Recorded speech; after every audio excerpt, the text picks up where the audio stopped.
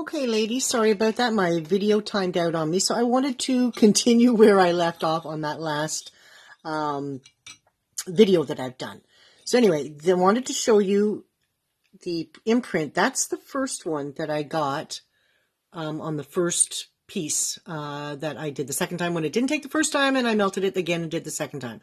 And then I didn't realize my video was off, so then I did a second one, but you're going to see there's some of the red stamping on there. So I'm going to do another section here now, and so you can see what I'm doing, because if I take it and I'm going to put my camera back down here.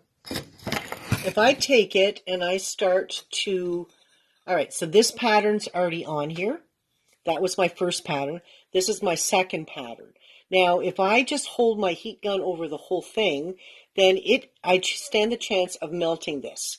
So what I end up doing is I take my gun and I do it on an angle that it's hitting just this area of my spoon bowl, so I can print out another one. And you could do the whole thing, because if you have your stamps that are this size, right, that's going to cover the entire spoon bowl. Just, it's going to get a good pattern across the whole thing.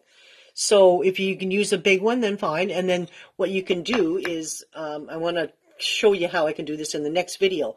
Once I get this all solder stamped with different patterns, then I'm going to put these into my die cutters. And I'm going to start cutting out different patterns of the spoon bowl with the solder on it. So let's try, and let me get set up here for the next one, and I will be right back.